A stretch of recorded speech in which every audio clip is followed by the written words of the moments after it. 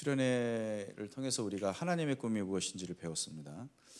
그 꿈을 가슴에 품고 우리가 어떻게 이 더드림 교회에서 그 꿈을 이루어갈지에 대해서 우리가 몇 주 걸쳐서 같이 말씀을 좀 나누고 싶습니다. 우리가 첫 번째 나눌 얘기는 좀 어두운 얘기예요. 암담한 얘기를 좀 나눌 거고, 그 다음에 그럼에도 불구하고 우리가 희망을 가져야 되는 이유를 같이 이야기할 테니까 너무 낙심하지 마시고 들으시기 바랍니다. 한국교회는 지금 절체절명의 위기 속에 있습니다. 심각합니다. 어떤 통계에 의하면 그리스도인들 교회에 대한 신뢰도가 10명 중에 안 믿는 사람을 얘기해요. 10명 중에 9명이 기독교와 교회를 불신한다라고 얘기를 했다고 합니다. 평균. 한국 교회 이미지가 얼마나 지금 심각한지 우리 알고 있죠. 더군다나 코로나를 통해서 이 급속도로 한국 교회의 그 쇠락이 급속도로 이루어지고 있는 것 같은 느낌이 들어요. 저는 이제 목사님들을 많이 만나게 되니까 목사님들을 보면 눈에 띄게 교회가 더 어렵고 더 위기 속에 있다라는 것을 이렇게 느끼게 됩니다. 이러한 위기를 가져온 여러 가지 이유 중에는 물론 교회가 갖고 있는 근원적인 문제가 있지만 또 상황적인 문제도 있어요. 우리가 지금 이 시대 속에서 얼마나 예수를 믿기가 어려운 환경인지를 우리가 생각해 봐야 돼요. 특별히 요즘과 같이 이제 온라인이 그리고 인터넷이 발달하고 있는 이 문화 속에서는 더 심각한 문제가 있는데, 그 중에 어떤 것이 있냐면 이제는 유튜브만 들여다보면 얼마든지 여러분은 우리 한국에 있는 모든 교회의 설교를 들어볼 수 있습니다. 그렇기 때문에 이 코로나가 이제 그런 문제를 더 부추기긴 했지만 이제 교회 안 가도 예배 드릴 수 있다라는 생각을 사람들이 하게 된 것 같아요. 그래서 가나안 성도들이 이 코로나 이후에 더 많이 늘어났어요. 지금 교회, 우리 대한민국에 있는 교회 출석 교인이 몇 명이나 될까? 여러분, 지금 500만이 안 될 거라는 생각을 사람들이 해요. 심각한 상황에 지금 봉착해 있는 현실입니다. 더군다나 이 시대적인 문화는 되게 탈권위주의적인 방향으로 가고 있거든요. 그래서 요즘 우리나라는 그걸 대표적으로 말해주는 하나의 단어가 꼰대라는 말이에요. 꼰대라는 말이 요즘 많은 젊은이들은 되게 싫어하는 혐오적인 어른들을 바라볼 때 쓰는 말이거든요. 꼰대라는 말이. 그만큼 어떠한 권위에 대해 되게 부정적인 시대예요. 지금은. 절대적인 가치를 얘기한다는 게 어려운 환경이 됐어요. 각자의 의견이 존중돼야 되고 각자의 취향이 인정받아야 된다는 그런 방향으로 지금 가고 있거든요. 그런 시대 속에서 이 길만이 절대적인 길입니다, 이 길만이 구원의 길입니다라고 말하는 기독교의 이런 메시지가 얼마나 부담스럽게 들려질까. 더군다나 이 시대 사람들은 얼마나 현세적인 축복, 현세적인 행복을 추구하는 삶을 지향합니까? 그렇죠, 여러분. 진짜 이 젊은이들을 놓고 보면 뭐가 제일 행복해요? 그러면은 여행 가는 거예요, 맛있는 거 먹는 거예요. 그런 얘기를 쉽게 하거든요. 인생에 더 큰 궁극적인 가치와 목적을 추구한다는 것은 조금 너무 고리타분한 얘기고, 당장 현실의 삶의 행복을 누리지 못하는데 뭐 그게 무슨 의미가 있냐라는 생각을 하는 게 오늘 이 시대 사람들의 이야기입니다. 여러분, 이런 세상 속에서 우리는 지금 예수를 믿어야 되고 신앙을 지켜야 한다는 거죠. 왜 이런 문제가 생기냐면은 우리가 잘못 가르친 게 있어요. 한국교회의 책임입니다. 뭐냐면 예수 믿고 복 받으라는 얘기가 가장 중요한 우리가 예수를 믿어야 되는 이유인 것처럼 말했던 거예요. 그게 문제. 예수 믿고 복 받으라는 게 무슨 뜻이에요, 여러분? 근데 우리는 그 말을 되게 좋게 이해할 수도 있지만 많은 사람들은 예수 믿고 이 땅에서 더 잘되고 부자 되고 건강하고 소원 성취하는 삶을 살자라는 얘기로 알아들었던 거죠. 그러니까 하나님은 내가 이 땅에서 내가 원하는 행복을 위해 필요한 수단이 되는 거예요. 그런 방식으로 하나님과의 관계를 생각을 하고 신앙생활을 열심히 한 거란 말이죠. 이게 문제라는 말이에요. 가난했을 때는 그래서 하나님 의지하고, 힘들고 어려웠을 때도 하나님 의지하고, 못 살았어도 하나님 의지하고, 하나님이 나에게 복 주실 거야 라는 게 되게 큰 소망이 돼서 그렇게 달려왔다고 칩시다. 그런데 지금 어느 정도는 잘 살잖아요. 여러분 그거 아세요? 입을 옷이 있고, 그 다음에 냉장고 열면은 먹을 음식이 있고, 여러분 누워서 편하게 잘 수 있는 집이 있다면 여러분은 이 세계 인구의 25%에 들어간, 상위 25%에 들어가는 사람들이에요.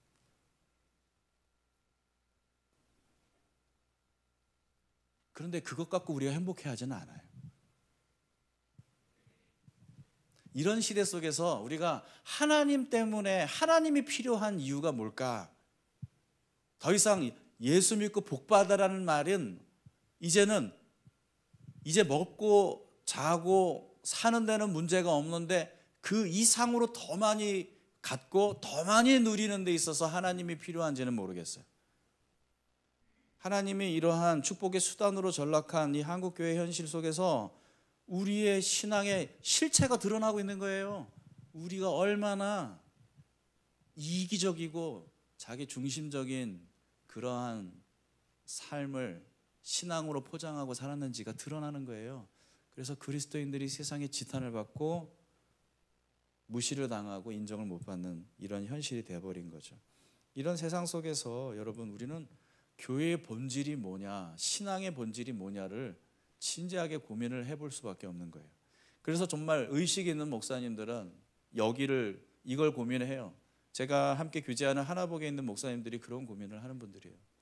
진짜 교회가 뭐냐, 우리 어떻게 가야 되냐, 우리가 이제 왔던 길이 이게 올바른 길이냐, 교회 쓸모가 도대체 뭐냐, 우리는 왜 교회를 다녀야 되는 거냐, 성도들에게 뭘 얘기해 줘야 되는 거냐, 이제 이 질문을 진지하게 해야 되고, 이 질문에 대한 답을 찾아가야 되는 그러한 시간이 지금 이 시간인 거예요.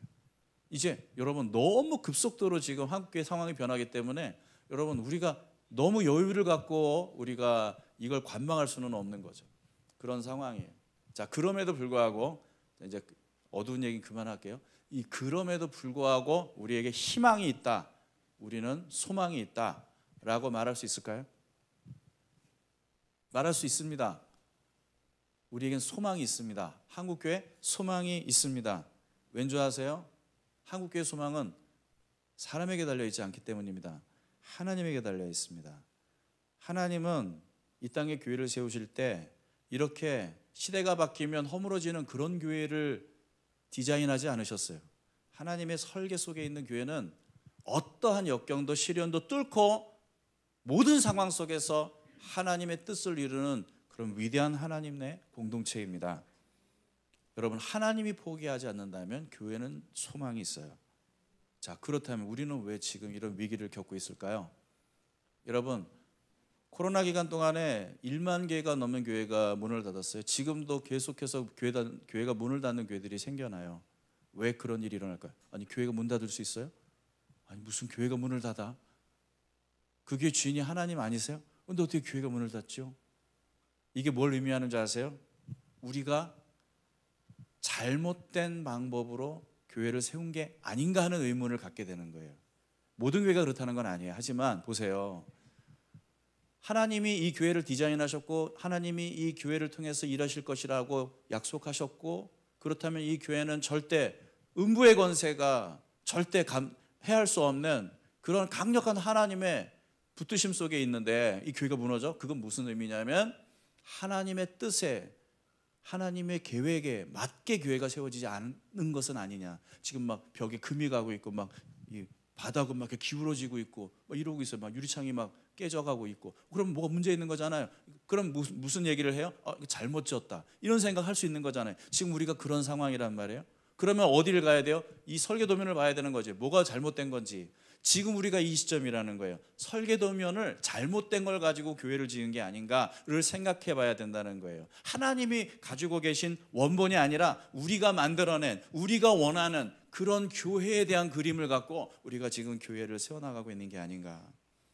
그걸 우리가 진지하게 오늘 고민을 해봐야 될 시점에 와 있다라는 거죠. 여러분, 우리가 생각하는 교회는 중요하지 않아요. 저 그런 얘기 너무 많이 들었어요. 나는 교회는 이런 거라고 생각해요. 그게 뭐가 중요해? 대놓고 말 못했어요. 그게 뭐가 중요해요? 하나님이 뭐라고 얘기하시냐고 중요하지. 하나님이 교회를 어떠한 모습으로 세우기를 원하시느냐를 아는 게 중요하지. 원본이 중요하다고. 요즘에는 너무 이 짝퉁이 많단 말이에요. 자기가 나름 만들어낸 그런 잘못된 설계된 그런 청사진들이 너무 많단 말이에요. 지금은요, 그게 다 무용지물이라는 게 이제는 확인됐어요.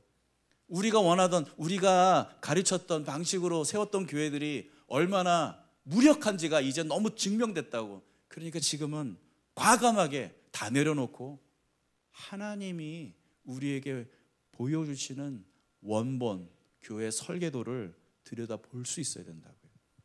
그러려면 여러분 엄청난 용기가 필요해요. 왠지 아세요? 하나님이 제시하는 교회와 내가 생각하는 교회가 다를 수 있거든요.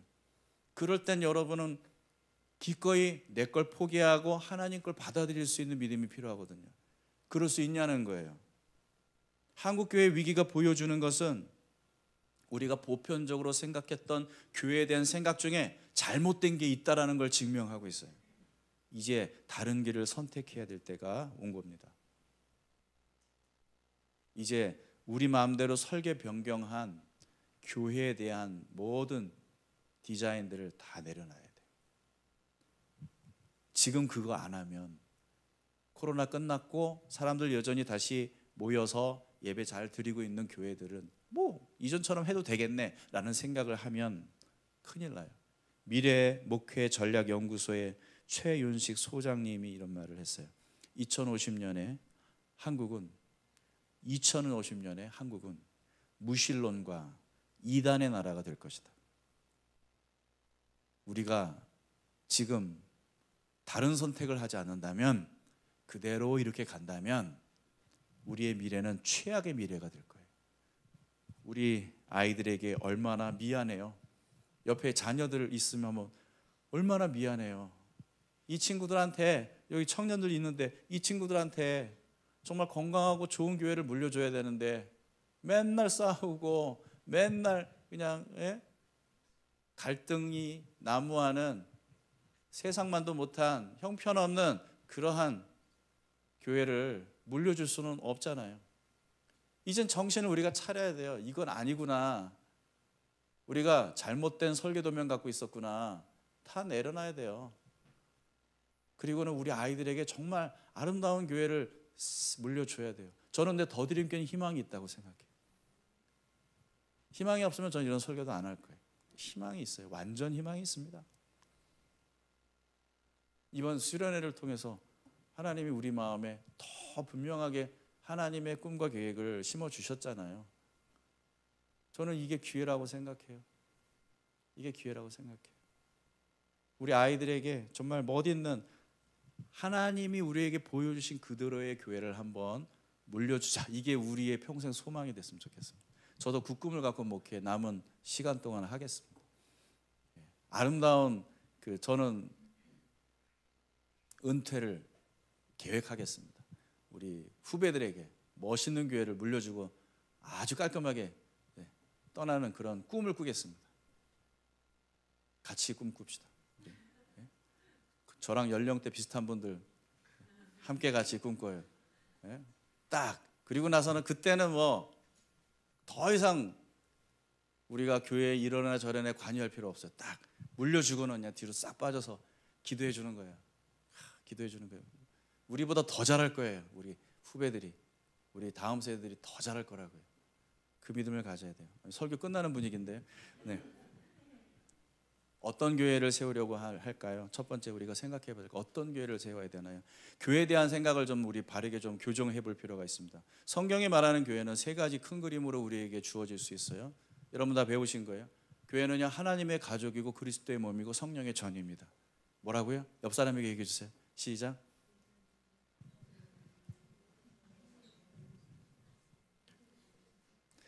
확신을 가지세요. 여러분, 확신을 좀 가지세요. 하나님의 가족, 하나님을 내 아버지라고 부르는 이들의 모임이 교회예요. 하나님은 언제까지 우리 아버지실까요? 예? 영원히. 그렇죠? 그러면 이 인간, 이분은 이 형제 자매는 나의 영원한 가족인 거예요. 싫죠? 몇 명은 아니었으면 좋겠는데 그런 마음이 들죠. 미안해요. 어쩔 수 없어요. 우린 영원한 가족이에요. 미안해요. 내가 미안할 건 없지. 하나님이 그렇게 부르셨으니까 우린 영원한 가족이에요. 미워도 고와도 영원한 가족이에요. 여러분 이걸 믿으셔야 돼요. 이걸 믿으셔야 돼요. 그런 우리가 그리스도 안에서 연결되어 있어요. 여러분이 알든 모르든 연결되어 있어요. 우리는 그리스도 안에서 연결되어 있다고요. 그런 우리가 함께 하나님을 예배하며 그분이 오시기를 기다리며 이 땅에서 우리에게 맡겨진 사명을 감당하는 게 그게 교회예요. 얼마나 명확하게 교회가 정리가 됩니까? 이러한 교회를요, 단 한 단어로 딱 정확하게 설명하라면 저는 이렇게 말할 수 있을 것 같아요. 하나님 나라 공동체. 하나님 나라 공동체. 그게 교회예요. 공동체가 교회예요, 여러분. 공동체가 교회예요. 그러면 가장 우리가 볼 수 있는 원형적인 하나님이 디자인한 가장 오리지널한 모습은 어디에 있을까요? 성경에 보면은 예수님이 부활승천하시고 난 후에 예루살렘에 세워졌던 그 교회를 우리가 볼 때, 물론 세상에 완전한 교회는 없지만 그래도 가장 원형에 가까운 모습이 그곳에 있을 거예요. 초대에 시작된 교회들 속에 원형 교회의 모습들이 많이 남아 있어요. 오늘 우리가 읽은 본문도 바로 거기 그 교회에 대한 모습을 우리에게 보여줍니다. 그런데 예수님의 부활승천 이후에 300년 동안 교회는 이 원형의 모습을 잘 유지해 왔습니다. 정말 아름다운 교회. 그러니까 여기에 주목. 그래서 많은 학자들이 이 시대의 교회를 많이 연구하기 시작했어요. 거기가 진짜 참된 교회의 모습이니까. 근데 딱 313년이 되는 그 시점에서부터 교회의 모습이 바뀌고 교회의 역사가 바뀌어요. 이 313년에 콘스탄틴 황제가 기독교를 공인하거든요. 기독교를 공인한다고요? 이제 기독교도 인정받는단 말이에요. 그 전까지는 핍박과 순교와 고난의 길이었어요. 예수를 믿는다는 것이 교회의 역사가. 그런데 놀랍게도 요 300년 동안 진정한 교회의 모습들이 있었어요. 이 기간 동안은요, 자그마치 10년마다 40%씩 교회가 성장했어요. 그 당시에 300년쯤 됐을 때 로마의 전체 인구가 6천만 명쯤 됐대요. 근데 기독교 인구가 600만 명이었어요. 10%. 근데 그 10%가 로마 전체에 영향을 미쳐요. 아주 선하고 강력한 영향을 미쳐요. 모든 사회, 모든 분야, 모든 지역에서 그리스도인의 모습이, 그리스도인의 삶이, 그리스도인들이 정말 막 강력한 영향을 미치는 거예요. 결국은 황제도 인정할 수밖에 없는, 그게 바로 그 시대 기독교의 모습이었어요. 놀랍지 않습니까? 건물도 없었고 담임 목사도 없었고 심지어는 우리가 갖고 있는 이 완전한 성경도 없었던 그 시대의 그 초대의 그 기독교인들은 어떻게 그렇게 멋있는 교회를 세울 수 있었을까요? 학자들이 연구를 해보니까 그 시대의 그 교회들은요, 이렇게 막 몇천 명 모이는, 몇백 명 모이는 그런 교회는 존재하지도 않았고, 작은 교회 한 20명도 안 되는, 열 몇 명이 모이는 거의 그 정도 단위의 교회들이었다는 거예요. 뭐 로마 교회에게 편지한다고 하면은 뭐 로마 교회가 막 그냥 뭐 여의도 교회만한 그런 큰 규모의 교회가 아니었다는 거예요. 로마에 있는 조그만 교회 몇몇, 이렇게 갈라디아에 있는 조그만 몇몇 교회, 가정 교회들, 그런 교회들을 교회라고. 근데 그런 작은 교회들이 강력한 힘을 갖고 세상을 변화시켰다니까요. 놀라웠죠. 그런데 이 교회의 이 놀라운 역동성이 언제부터 팍 꺾이냐면 313년부터 기독교가 공인되면서부터, 국가로부터 인정받으면서부터, 그때부터 문제가 생겨요. 이 변방의 종교, 아무도 알아주지 않는 종교, 근데 독특하게 살아가는 종교, 세상을 역류해서 살아가는 그런 사람들, 작은 소수의 사람들이 이제는 세상의 인정을 받는 거예요. 그러니까 어떻게 돼요? 이제는 서서히 주류, 사회의, 문화의 중심에 이 기독교가 놓이게 되면서 학자들은 그렇게 얘기해요. 이때부터 교회의 변질, 회심의 변질이 시작됐다. 왜냐하면 수많은 사람들이 교회로 유입되는 거야. 막 들은. 그러니까 겉으로 보면 부흥인 거지. 뭐 교회가 막 그냥 엄청나게 막 수적으로 막 늘어나니까 부흥인 거지. 그러나 그 교회에 들어오는 사람들은 다른 동기를 갖고 교회에 오는 거예요. 변질된 회심, 자신의 어떤 사회적인 이익을 취하기 위해서 기독교라는 종교가 필요했던 사람들이 교회로 들어오기 시작했어요. 392년에는 데오도시우스 황제에 의해서 기독교가 국교화가 됩니다. 국교화가 된다는 말은 무슨 말이에요? 이제는 기독교만 종교인 거예요. 로마에서 기독교만 종교인 거예요. 공인되었을 때는 기독교도 인정해 줄 게가 됐는데 이제는 기독교만 종교야. 다른 종교는 가지면 안 돼. 이렇게 돼버린 거예요. 529년에는 어떤 일이 생겼냐면 이제 로마 제국에서 태어난 모든 사람은 나면서부터 기독교인인 거예요. 그래서 유아 세례를 받아. 알렌 클라이더가 이런 말을 했어요. 초기 기독교는 세상 사람들에게 아주 매력적인 공동체였다. 그러나 국교화된 기독교는 사람들에게 필수적인 조건이었다. 필수적인 공동체였다. 무슨 말인지 이해가 되세요? 이렇게 원형적인 교회의 공동체의 모습이 사라지고 수많은 사람들이 유입되면서 교회가 비대해지면서 불가피하게 조직이 세워지고 시스템이 만들어지고 계급이 생기고 이게 캐톨릭이에요. 이게 캐톨릭이라고. 그 캐톨릭엔 계급이 쫙 있잖아요. 이런 조직화된 교회가 생명력을 잃어버린 거예요. 조직화되면서 생명력을 잃어버린 거예요. 조직이 나쁜 거는 아닌데 조직을 위한 조직이 돼버린 거지 교회가. 그러면서 교회는 진정한 교회다움을 상실했다. 이걸 그래서 중세 때 끔찍한 일들이 많이 일어나잖아요. 너무 막 그냥 교회가 어떻게 이런 일을 벌일 수 있을까 싶은. 뭐 나중에 헌금 내면은 죽은 가족들이 연옥에서 천국으로 옮겨진다고 막 이런 식으로 면죄부를 판매하고 막 이런 일까지 생기잖아요. 그러니까 보다 못 견뎌서 일어난 사람들이 종교개혁가들이에요. 아니 우리 다시 원형으로 돌아가자. 다시 원형으로 돌아가자. 이거 아니다. 이거 하나님이 말씀하신, 하나님이 계획하신, 하나님이 디자인하신 교회 아니다. 이거 아니야. 다시 원형으로 돌아가자. 그렇게 외치면서 일어났던 사람들이 종교개혁가들이고 종교개혁가들의 그 후예들이 바로 나예요. 여러분들이고. 우리가 종교개혁의 후예들이란 말이에요. 근데 뭐가 문제냐면 이 종교개혁을 추구했던 우리 또한 세월이 가니까 조직화된 거예요. 공동체성을 잃어버린 거예요. 그래서 우리는 이제는 우리 스스로를 개혁해야 될 상황에 처한 거죠. 여기서 여러분 핵심이 뭔지 아세요? 조직과 공동체. 조직과 공동체.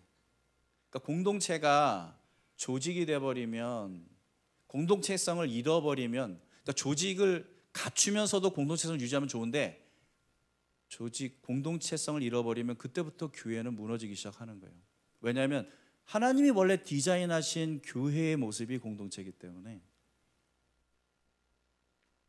우리 더드림 교회는 한번 물어볼게요. 더드림 교회는 공동체인가요?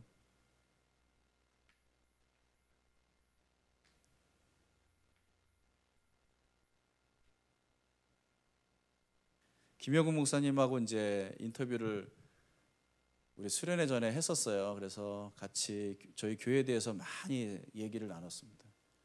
목사님의 결론은 뭐냐면 더드림 교회는 공동체는 아니고 공동체성을 갖고 있는 소그룹을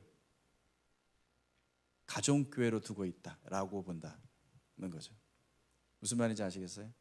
우리가 가정교회가 있잖아요. 이 가정교회는 소그룹이라는 거예요. 그걸 어떻게 구분하냐? 그러니까 공동체와 소그룹을 구분하는 가장 분명한 건 이거예요. 소그룹은 물론 공동체성을 갖고 있을 수 있어요. 하지만 교회의 본질적인 요소가 없는 거죠. 이렇게 생각하면 돼요. 세상에는 소그룹을 갖고 있는 교회들이 많아요. 교회가 있고 그 교회에 소그룹이 있어요. 이해가 되시죠? 이게 바로 일반적인 교회가 갖고 있는 소그룹이에요. 그러나 성경이 말하는 교회는 소그룹이 모여 있는 것을 교회라고 말하는 거예요. 가정교회라고 합시다. 가정교회가 세 개에 모여 있는 걸 교회라고 말하는 거라는 거예요. 그 무슨 말이냐면 교회 자체가 공동체여야 하지 교회가 공동체를 갖고 있으면 안 된다는 거지. 교회가 공동체를 갖고 있으면 그건 조직인 거예요. 조직 아래 있는 소그룹 프로그램이 되는 거예요. 본질은 아닌 거예요. 그러니까 만약에 그 교회가 가정교회가 없어도 돌아갈 수 있다면 그건 공동체 교회가 아닌 거지. 우리 교회는 애매해. 어중간하게 있어요. 공동체, 완전한 공동체도 아닌데 그렇다고 조직도 아니고 애매한 위치에 있는 거예요. 그런데 문제는 뭐냐면 그 애매한 위치에서 계속 오래 있으면 안 돼요. 왜냐하면 우리가 우리의 속성상 우리는 우리 편한 방향으로 가려고 하거든요. 우리가 원하는 교회를 만들려고 하는 경향으로 가기 때문에 점점 원형 교회로부터 멀어지게 될 가능성이 높다는 거죠. 우리 더드림 교회나 이 한국 교회의 당면한 문제는 어떻게 하면은 이 조직 교회로부터 공동체 교회로 옮겨올 거예요. 그게 문제예요. 그게 우리 한국 교회가 이 문제를 해결하지 않으면 두 가지 문제를 해결해야 돼요. 하나는 조직 교회로부터 어떻게 공동체로 옮겨갈까? 또 하나는 율법과 기복주의적인 신앙에서 어떻게 복음적인 신앙으로 옮겨갈까? 이 두 가지 문제예요. 더드림 교회는 7년 동안 후자를 열심히 했어요. 복음을 율법주의를 던져버리고 복음으로 돌아오려고 우리가 노력을 많이 했단 말이에요. 이제 두 번째로 우리가 해야 될 일은 뭐예요? 조직교회에서 공동체 교회로 옮겨가는 이 과정을 우리는 이제 정말 사활을 걸고 해야 돼요. 물론 불편해. 여러분 율법주의에서 복음주의로 넘어가는 게 얼마나 힘들었어요. 7년이 걸렸는데 힘들었어요. 그렇잖아요. 불편해서 처음에 얼마나 저도 설교하면서 뒤에서 들리는 소리는 엄청나게 불편하다는 얘기였어요. 내가 이제까지 신앙생활 잘못했냐?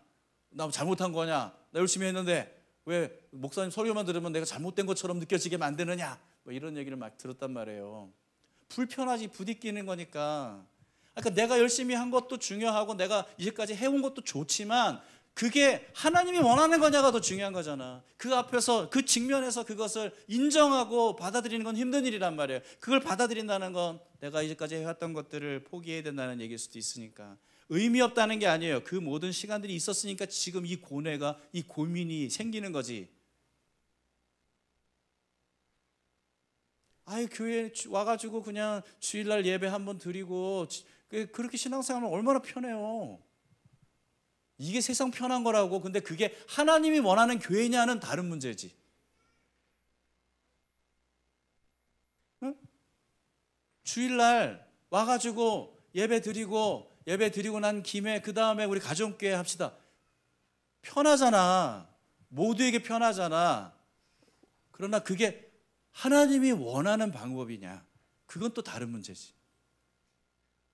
그러니까 내가 편한 방식으로 갈 수밖에 없다니까. 사람은 계속해서 우리가 이렇게 개혁하려고 노력하지 않으면, 계속 하나님의 원본을 갖고 나를 비추어 보면서 교정하려고 노력하지 않으면 계속 내 편한 대로만 가게 돼 있다니까요. 그런데 내 편한 대로, 내가 원하는 대로 가서 그 끝이 좋을 수가 없지요. 하나님이 원하는 원래의 계획과 점점 멀어질 수밖에 없을 거예요. 인간은 원래 그렇게 생겨 먹었어요. 결국 생각해 보세요. 우리가 그렇게 수없이 얘기했지만 이게 하나님 중심과 인간 중심과의 관계 속에서 어떻게 드러나는지, 결국 우리는 아무리 하나님 중심적으로 살려고 노력을 해도, 아까 설교 찬양하는데 마음에 팍 꽂힌 가사가 있어요. 주를 위해, 주만 위해 살리. 순간 와, 이렇게만 살면 끝내주겠다, 그런 생각이 들더라고요.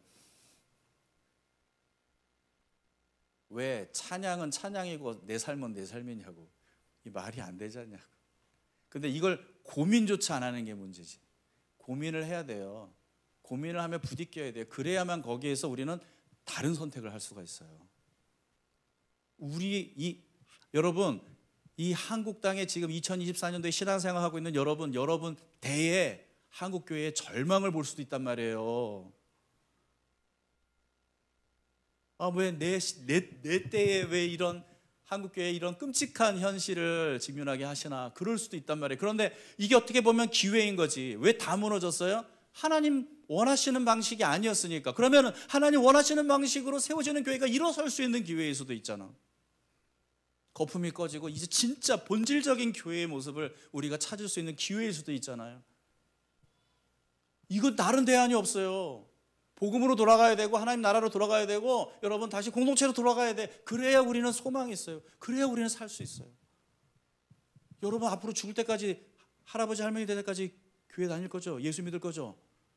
여러분이 다니고 싶어도 다닐 교회가 이제 점점 줄어든다니까요. 여러분 더드림교회 앞으로 20년 후에 더 있을 거라고 여러분 자신 있게 얘기할 수 있어요? 어떻게 이렇게 자신 있게 얘기할 수 있어요? 무슨 일이 있어도 이 더드림교회는 존재할 겁니다. 어떤 문제가 생겨도 이 더드림교회는 건재할 겁니다. 어떻게 그렇게 자신 있게 얘기할 수 있어요? 여러분이 제대로 된 토대 위에 하나님이 원하시는 방식으로 교회를 세우지 않았다면 이 교회도 무너질 거예요. 어떤 일이 일어나서 무너질지 몰라요.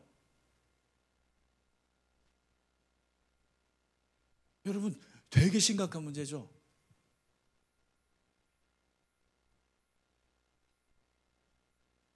우리가 그래서 지금 정신을 바짝 차리고 결정을 해야 돼요. 다시 원형교회로 돌아가야겠다라고 하는 결정을 해야 돼요. 완벽하게 그냥 여기서부터 갑자기 내일서부터 이런 교회, 새로운 교회가 시작되고 그럴 수는 없겠지만 이 씨름과 이 싸움이 우리 몫이에요. 오늘 2024년에 부름받은 그리스도인들의 싸움이고 몫이에요. 사명입니다. 한국 땅에서 특별히 신앙생활하는 우리에게는 이 사명이 있어요. 세상에 진짜 교회를 보여줘야 될 사명이 있어요. 세상 사람들이 우리에게 말하잖아요. 에이, 너희들 하는 말 다 거짓말이지. 니네들 삶이 말하고 있잖아.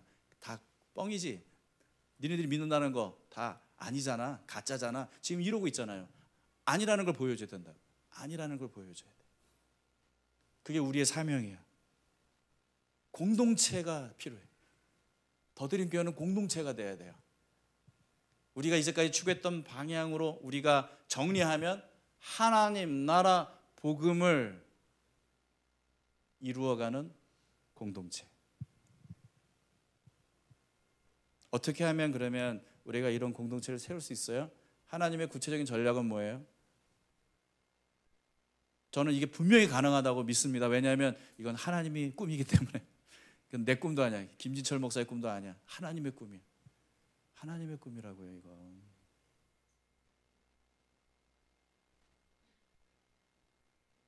제가 부끄러운 얘기를 하나 할게요. 할까 말까 안 할게요. 네. 이따가 만약에 하고 싶은 마음이 생기면 할게요. 오늘 본문을 보면 초기 교회의 모습을 엿볼 수가 있는데 여기에 아주 명확하게 드러나는 교회 특징이 나오는데 보세요. 한번 공동체라는 생각을 하고 한번 들여다보세요. 44절을 볼게요. 같이 시작. 믿는 사람은 모두 함께 지내며 모든 것을 공동으로 소유하다. 보이시나요? 함께 지내며 공동으로 소유했다. 45절 시작. 그들은 재산과 소유물을 팔아서 모든 사람에게 필요한 대로 나누.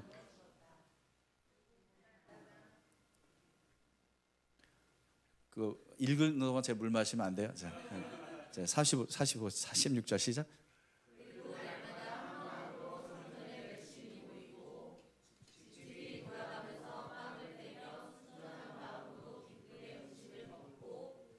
네, 보세요. 45절 나누어 주었다. 46절 한 마음으로 열심히 모였다. 집집이 돌아가며 마음을 나눴고 음식을 나눴다. 와, 이런 공동체가 어디 있어요? 47절을 보세요. 같이 한번 시작. 하나님을 찬양하였다. 그래서 그들은 모든 사람에게서 호감을 쌓았다. 주님께서는 구원받는 사람을 날마다 더하여 주셨다. 함께 예배했어요.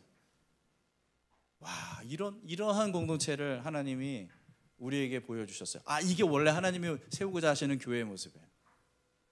교회에 많이 가질 수 있는 아주 고요한, 그래서 세상 사람들이 볼 때 어떻게 했다고요? 세상 사람들이 교회를 보면서 호감을 갖게 됐대요. 그래서 구원받는 사람이 날마다 더해졌대요. 왜냐하면 우리가 갖지 못한, 우리가 얻을 수 없는, 세상은 줄 수도 없는 그런 것들을 저 사람들은 갖고 있기 때문에 그것을 얻기 위해서 찾아오는 거예요. 그게 교회예요. 와, 놀랍지 않습니까? 그러면 그들에게 없는 게 뭘까? 세상 사람들이 우리에게 없는 게 저들에게 있네 라고 말한 그건 뭘까? 뭐 때문에 호감을 가졌을까? 함께 지낸 거, 같이 밥 먹는 거, 아니면 같이 소유를 공유한 거. 여러분, 이 기독교인의 삶의 방식을 관통하는 키워드가 뭐예요? 사랑이에요. 사랑. 사랑이라고. 사랑. 예수님의 가르침대로 그들은 산 거야. 예수님이 너희들 이렇게 살았으면 좋겠어.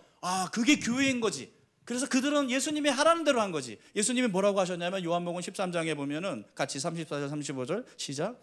이제 나는 너희에게 새 계명을 준다. 서로 사랑하여라. 내가 너희를 사랑한 것 같이 너희도 서로 사랑하여라. 너희가 서로 사랑하면 모든 사람이 그것으로서 너희가 내 제자인 줄 알게 되리라. 너희가 서로 사랑하면 어떻게 되냐고요?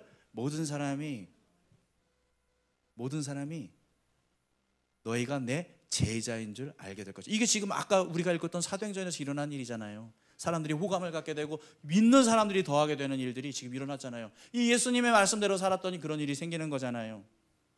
하나님의 공동체의 전략은 명확합니다. 하나님은 사랑으로 작동되는 공동체를 이 땅에 두셔서 수많은 세상 사람들을 구원하시려고 하는 거예요.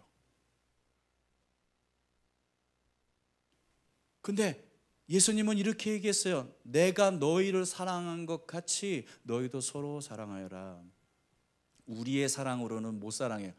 그렇죠. 이 인간을 어떻게 내 사랑을 내 힘으로 어떻게 사랑해요? 사랑할 모습이 있어야지. 무슨 사랑을 건덕지가 있어야지, 그렇죠? 아니 나한테 좀 잘해주던가. 그러면 내가 좀 잘해줄 뭐가 있잖아. 근데 어떻게 내가 얘를 사랑하냐고. 예수님 말. 그러니까 네 힘으로 사랑하지 말라고. 내가 너희를 사랑한 것 같이 너 사랑하라고. 너도 자격 없는 내가 사랑했잖아. 내가 너를 위해 죽었잖아. 그러니까 너도 옆 사람을 그렇게 대해줘 라고 말하는 방식이죠. 이런 사랑이에요. 이런 사랑. 예수 그리스도가 우리에게 오셔서 우리에게 부어주신 그 사랑이 우리 안에 있을 때 비로소 우리는 그 사랑을 알고 다른 사람을 사랑할 수 있게 되는 거예요. 그런 사람들이 모인 것이 교회예요.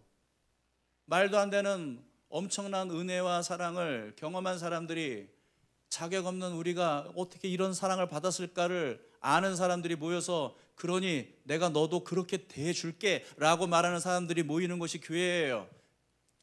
교회예요. 그게 사랑이 심겨져서 삶으로, 언어로 열매 맺는 그런 사람들이 모인 곳이 교회예요. 마치 이 척박한 메마른 땅 위에 하나님이 에덴 동산을 회복하신 것처럼 나타나는 교회예요. 교회는요, 하나님 나라를 엿볼 수 있는 창문과 같아요. 세상 사람들이 교회를 들여다보면서 이 지옥 같은 세상에 살아가는 사람들이 여기서 천국을 조금 맛볼 수 있어야 되는 거예요. 그래서 교회가 여기에 있어야 돼요. 여기는 하나님 나라의 예고편이에요.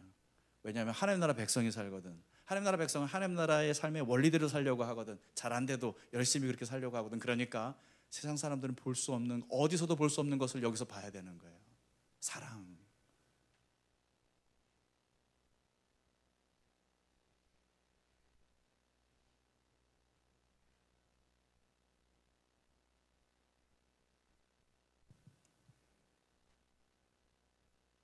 그러니까 여러분이, 우리가 진짜 하나님 나라 공동체를 더드림 교회가 세우려고 하면 우리가 사랑하는 훈련을 해야 되는 거더라고요. 사랑은 감정이 아니에요. 그렇죠? 감정 아니에요. 그러면 감정이 사랑이라고 생각하면 예쁜 사람만 사랑해요. 미운 사람은 사랑할 수 없어요. 그리고 아무리 아내도 남편이어도 예쁜 짓 할 때만 사랑하게 돼요. 그건 사랑 아니에요. 그건 세상 널려 있어요. 세상에 널려 있는 변화무쌍한 사랑. 그건 성경이 말하는, 기독교가 말하는 사랑이 아닌 것 같아요. 성경이 말하는 사랑은 변함없는 사랑, 무조건적인 사랑인 거예요. 어려워요. 내 힘으로 하려고 하면 어려워요. 그럴 때, 그러니까 저도요, 사랑할 수 없는 사람을 사랑하려고 할 때 일단은 미워하지 말아야 되잖아요. 그럼 어떻게 해요? 여러분, 남편이 미울 때가 있어요, 없어요? 우리는 없죠. 아내가 미울 때도 우리는 없죠. 예, 없잖아요. 근데 미운 짓 하는 애기들은 있죠. 애들은 있죠. 예. 예. 그럴 때 너무 밉잖아요. 그럴 때는 어떻게 해야 돼요? 내가 내 힘으로는 널 사랑할 수가 없어. 하지만 하나님은 너 같은 나를 사랑하셨어. 그러니까 나도 너를 사랑할게. 결단하는 거예요. 사랑은 결단이에요. 결단과 인내를 통해서 이루는 게 사랑이에요. 이게 기독교 사랑이에요. 근데 결단과 인내를 갖고 사랑하잖아요. 그럼 열매가 맺혀져요. 신기하죠? 예. 옆 사람에게 얘기해 주세요. 내가 당신을 위해 결단하고 인내하겠습니다. 얘기해 주세요. 결단하고 내가 당신을 위해 인내하겠습니다. 하나님은 그런 교회를 꿈꾸셨어요. 내가 그들을 사랑했던 그 사랑으로 그 사랑에 감격해서 서로를 사랑할 수 있는 사람들의 모임을, 그 사랑으로 움직여지는 공동체를 하나님은 꿈꾸시고 계획하셨어요. 그런 세상, 그런 공동체를 이 세상에 두면 그들이 이 소망 없는 세상에 참된 소망을 보여줄 수 있을 것이라고 하나님은 기대하셨어요. 그저 주일날 와서 예배 한번 드리는 정도의 사람들이 아니라 그 하나님의 사랑과 은혜를 삶에서 함께 나누고, 또 넘어질 때는 같이 그 사랑으로 일으켜주고 같이 그 힘든 길을 함께 걸어갈 수 있는 그런 소중한 귀한 동료들을, 귀한 믿음의 가족들을 만들어 주고 싶으셨어요. 그래서 세상 사람들이 이 땅에서 미리 하나님의 나라를 맛볼 수 있도록 그렇게 하셨어요. 그게 하나님의 전략이고 하나님의 방법이고 하나님의 계획이고 꿈이에요. 여러분, 우리는 정말 서로 사랑하고 있을까요?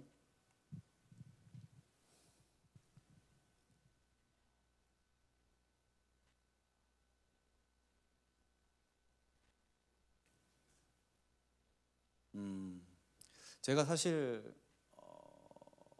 정말 부끄러운 얘기지만 저는 더드림 교회가 그런 교회가 되지 못할 수도 있겠다 하는 생각을 한 적이 있었습니다.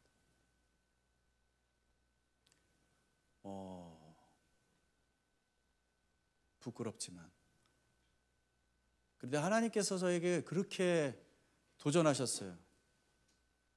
이 교회에 대한 꿈이 너의 꿈이 아니다. 이건 내 꿈이다. 너는 실패할 수 있지만 나는 실패하지 않는다. 예, 맞습니다, 주님. 저는 실패할 수 있어요. 제가 당신의 꿈을, 당신의 계획을, 당신의 전략을 따라가지 않는다면 저는 분명히 실패할 겁니다. 하지만 하나님의 꿈은 반드시 이루어질 것이기 때문에 제가 그 꿈에 동참하고 싶습니다. 그런 마음이 생기더라고요. 우리 더드림교회 이번에 수련을 통해서 그런 꿈을 함께 여러분이 갖게 되셨을지 모르겠습니다. 전 그럴 거라고 생각해요. 아무리 열악한 상황이었어도, 아무리 절망적인 상황이었어도 하나님의 꿈을 꾸는 교회들은 망하지 않았어요. 세상을 변화시켰어요. 하나님, 더드림 교회를 그런 교회로 만들어 주시옵소서. 저는 더드림 교회에 소망이 있다고 생각합니다. 더드림 교회는 무한한 가능성, 하나님이 심어주신 놀라운 영적인 잠재적인 강력한 힘이 있어요. 그걸 우리는 조금씩 맛봐요. 저는 그런 얘기를 많이 들어요. 목사님은 싫지만, 아니 그런 거 아니고 목사님이 아니라 가정교회 성도들이 너무 귀해요. 이런 목사님이 아니란 말도 아니고, 예, 제가 무슨 얘기를 하려는지 아시겠죠? 요지인즉슨 나랑 상관없고, 그러니까 성도들이 너무 귀하다. 이런 교회를, 이런 성도들, 이런 공동체를 내가 어디서 볼 수 있겠냐, 이런 말을 좀 많이 들었거든요. 저는 더드림 교회에 그런 하나님의 가능성, 참된 공동체로 성장할 수 있는 그런 생명의 씨앗을 주셨다고 생각해요. 이 그런 공동체가 무한한 잠재력을 갖고 있는 공동체가 5개나 있지 않습니까? 여러분, 이제 여기서 멈추지 맙시다. 하나님이 우리에게 생명력을 주셨다면 그걸 꼭 피웠으면 좋겠어요. 열매 맺게 했으면 좋겠어요. 2024년도는 그런 해가 될 겁니다. 그런 공동체로 발돋움하는 해가 될 겁니다. 그래서 에베소서 2장 22절에서 말씀하셨듯이 성령 안에서 함께 지어져가는 하나님이 거하실 처소가 되는 교회. 그래서 이 절망적인 세상에 좀 공동체가 있어. 세상 사람들 공동체가 없어요. 개인주의적인 세상이 되어가는 게 좋은 게 아니에요. 점점 더 사람들은 고립되고 있다고요. 제가 고독생이라는 말을 들었어요. 여러분 아세요? 고독생이라는 말? 거의 신조어 비슷하잖아요. 고독생. 우리의 인생이 고독생이에요. 고독사는 들어봤는데 고독생이래요. 고독생의 끝이 고독사지 뭐.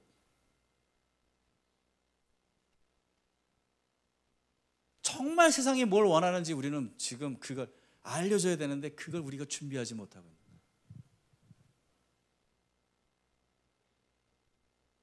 월간 중앙이라는 그 잡지에 보면은 제가 이제 여기서 읽은 기사가 하나 있는데요. 제목이 늘어가는 청년 고독사, 고독생부터 돌봐야 이렇게 돼 있더라고요. 무슨 말인지 딱 감이 오시죠? 여기 기자가 잠깐 읽어볼게요. 지난 8월 4일 인천 영종도의 작은 아파트 방벽에 걸린 달력은 6월에 머물러 있었다. 방 한쪽에는 부탄가스통 10개 그리고 빈 소주병 10개가 아무렇게나 나뒹굴었다. 냉장고 안에는 유통기한이 지나 부패한 음식물이 쌓여 있었다. 30대 남성 A씨는 극단적 선택을 하고 2달이 지난 후 발견됐다. 그가 남긴 물품 더미엔 30엔 행복해지기로 했다라는 책이 덩그러니 놓여 있었다. 또 하나 읽어볼게요. 지난해 이맘때쯤에는 서울 구로구의 7평 작은 원룸에서 30대 여성 B씨가 숨진 채 발견됐다. 허리 높이의 문고리 앞에 늘어져 있던 시신이 발견된 건 숨을 거두고도 한참 뒤였다. 직장을 잃고 연인과 헤어진 B씨는 한 달 가까이 식음을 전폐한 채 이웃집에 들릴 만큼 목 놓아 울었다. 제가 이 다음 문장 때문에 이 이야기를 여러분에게 하게 됐어요. 이 기자가 그 뒷부분에 이렇게 달았더라고요. 울며 몸부림치던 그 순간에 누군가가 문을 두드려 줬다면, 울며 몸부림치던 그 순간에 누군가가 문을 두드려 줬다면 어땠을까요? 여러분, 고독사는 더 이상 나이 드신 분의 얘기가 아니에요. 오늘 이 시대의 얘기예요. 고립되어 있고 외로운 사람들, 공동체를 잃어버린. 왜 하나님이 이 교회를 공동체로 만들려고 하는지 아세요? 인간의 본질적인 불행은 공동체의 상실에 있기 때문에 그래요.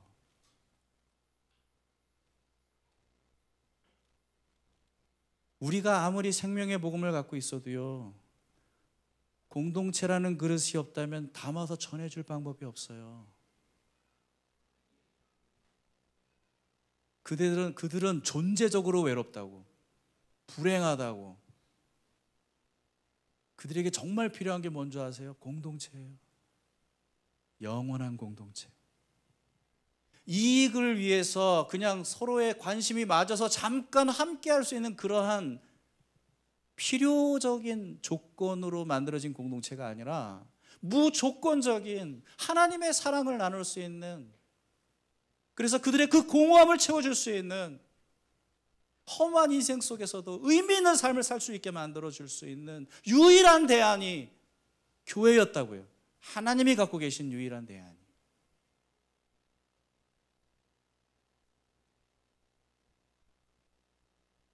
여러분, 우리는 이 엄연한 사실 앞에 내 편하고 내가 원하는 교회를 계속 고집할 수는 없어요. 하나님이 원하시는 교회를 하십시오. 하나님이 원하시는 교회를 세우기 위해 저를 사용해 주십시오. 그게 우리의 고백이 되기를 간절히 축원드립니다. 찬양하겠습니다.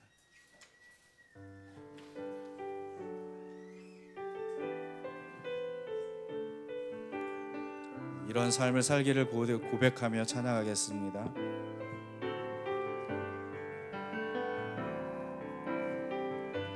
세상이 당신을 모른다 하여도 주님은 그 이름 마음에 새겼네.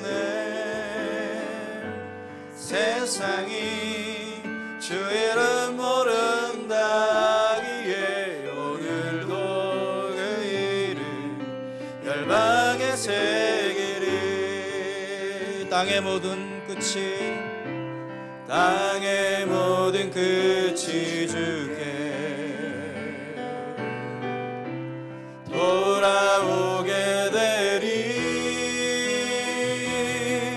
잃어버린 영혼들 향한 아버지의 꿈 당신의 삶을 통해 이루어지리.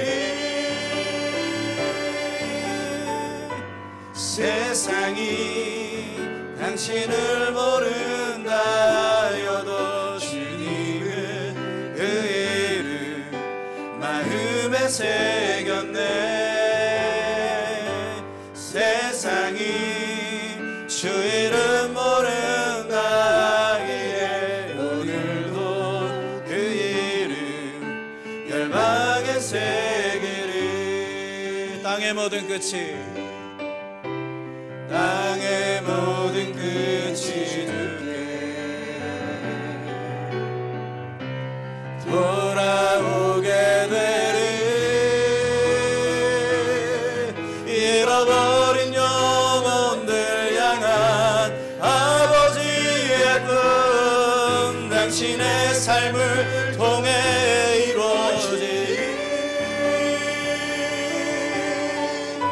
세상이 당신을 모른다 하여도 주님은 그 이름 마음에 새겼네.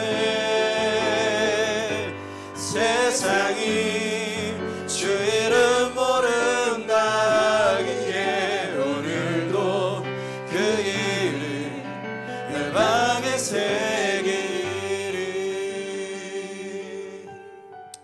여러분, 하나님이 원하는 교회 세우는 게 그렇게 쉬운가요? 절대 쉽지 않습니다. 내가 원하는 걸 포기할 수도 있어야 하고, 내가 누리고 싶은 것을 잠시 멈출 수 있어야도 하고, 그런데요, 내가 드러나지 않아도 괜찮지 않습니까? 내 이름 석자 세상에 알리지 않아도 괜찮지 않습니까? 아무도 몰라줘도 주님이 아신다고, 네가 내 꿈을 가슴에 품었구나, 내가 너의 삶을 통해 내 꿈을 이룰 수 있어서 기쁘다라고 말씀하시면 그걸로 충분한 거 아닙니까? 하나님, 내가 그리스도인입니다. 당신의 은혜와 사랑을 입어서 구원받은 하나님의 사람이죠. 나 어떻게 살아야 합니까? 이 하나님의 꿈을 내 꿈 삼아 살게 하여 주시옵소서. 내 꿈이 새로워지게 하여 주시옵소서. 내 인생의 목적이 새로워지게 하여 주시옵소서. 하나님의 꿈을 이룰 수 있다면 어떠한 희생도 어떠한 수고도 마다하지 않는 저희들 되게 해 주시옵소서. 우리 한번 그렇게 하나님 앞에 기도해 보면 좋겠습니다. 우리 같이 기도하며 나가시겠습니다.